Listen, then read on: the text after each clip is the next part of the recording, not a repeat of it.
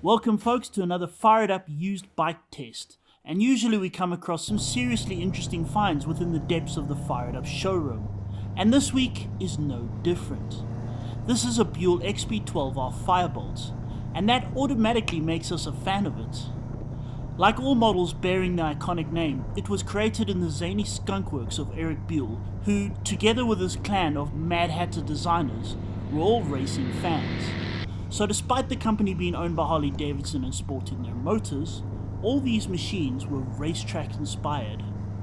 This exact model is from 2006 and is on the showroom floor for 58,000 Rand, which is a bargain given that Harley unceremoniously closed Buell in 2009, meaning this machine automatically retains both iconic and classic status.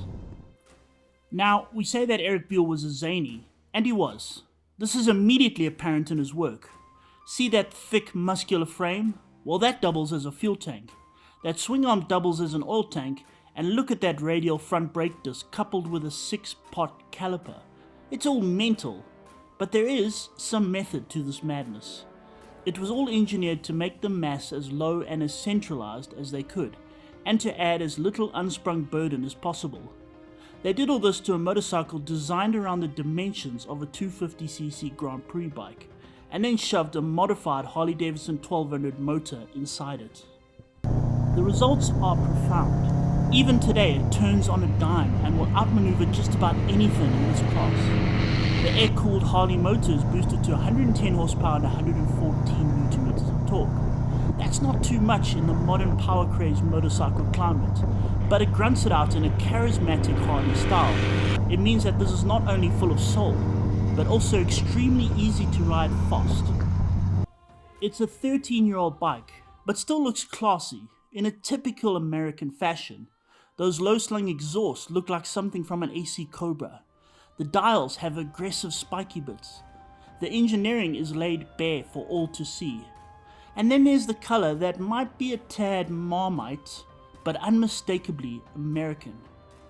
There are a few bits of wear, and you'd expect that from a bike of this many dog years. It has wrinkles and grey hairs, but in a sort of George Clooney style that will still drive the ladies mad. More importantly, it dares to be different. And this is the Eric Buell way. And you have to love it.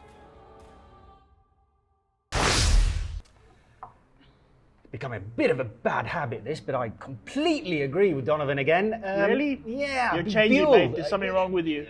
Maybe you're changing. You're becoming right, or something. It's almost an icon, isn't it, now? I know it's not old. Is it old enough to be an icon? But it's, no, the fact Buell. is you can't buy them anymore. Yeah, okay, you know that what I mean? helped. Rarity value. 2009, all Buell. I mean, it was literally, if I get the story correct, the Buell guys were sitting around a table discussing some new up-and-coming model. Next thing, a bunch of Harley executives walked in, because Harley owned them, and just said, right, close down everything, goodbye. I still haven't quite forgiven Harley Davidson for that. That was my And you know what, I'm going to actually say they made a big mistake, because shortly after that, they had the whole cafe racer craze started. Yes. And they had the perfect brand. It was short. But they had the perfect brand for that. No, it's. I think it was a short-term decision that they've come to regret. And you look at the now with Harley Davidson is starting to bring out well, they are, aren't they? You know, naked Street Fighter bikes and all this sort of thing. Buell would surely have been the perfect brand to do that. Exactly, yeah. They really did miss out there. Yeah, shot themselves in both feet with a bazooka. So, moving on, I think I want to talk about this. One of my new helmets that I've been wearing quite a lot. Now, those of you who know me may say... You're wearing an open face helmet. Yes, exactly. Now, hang on. Didn't you do a whole... Yes, open face helmets are stupid. It was a 23-minute rant. You didn't see the whole thing, but we sat here for 23 minutes listening to him ranting about how stupid open face helmets are. They're just stupidly dangerous. You've got an open face helmet, mate. Yes, okay. Well, look. This is a very clever helmet because it has been certified in Europe twice. Once as this, an open face helmet, certified for safety. Check this out. Oh, hello. And it has also been certified as a full face helmet. This is a Shark Evo. It's actually a Shark Evo with a silly name. Shark Evo 1. I had one of those about 2 years ago. Very good helmet, just not quite comfortable enough for me and a little bit loud. Mate, this is now the I'm Evo a little 1 bit stuck here. I'm actually open for... I can't. I'm looking for the cracks. It's You like can't see that is anything. a helmet. That is a full face helmet. It's just a full face helmet with an interior visor as per specs. The visor itself seals much better than it ever did, but the mechanism is what is its major selling. But look at that! How smooth is that? Yeah, but okay, there. I mean, I didn't really know that is an open face helmet. You close it now. But look at that! So instead of these useless flippy things where you wander around like I don't know what, like some weird alien with a massive windbreak on top of your head. I mean, look at that! That's a good-looking naked helmet. I mean, that looks like the top of the range Sharks, with the little fin on the back. Yeah. So I'm totally impressed. It's better than ever before. The one major weak point of the older version was the fact that this was difficult to do when you were on the move. So I ended up taking like both hands off the handlebars and shoving it in. Now it's as simple as that. Look at that. It's set. It's very, very comfortable.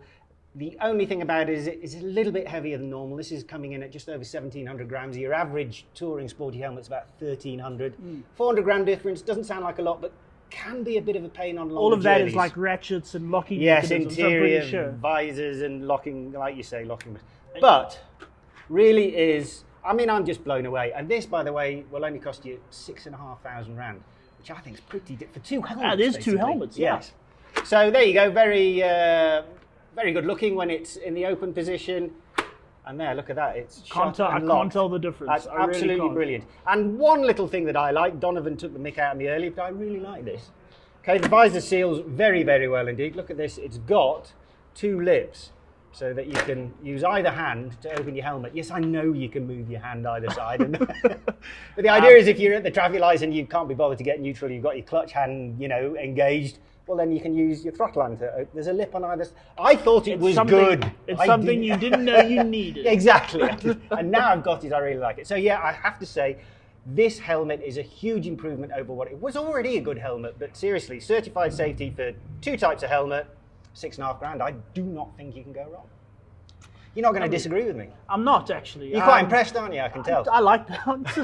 Look at it, it's a full face helmet now. It just fantastic. I'm impressed, Don. I'm quite pleased. I think it's time to go for an ad break.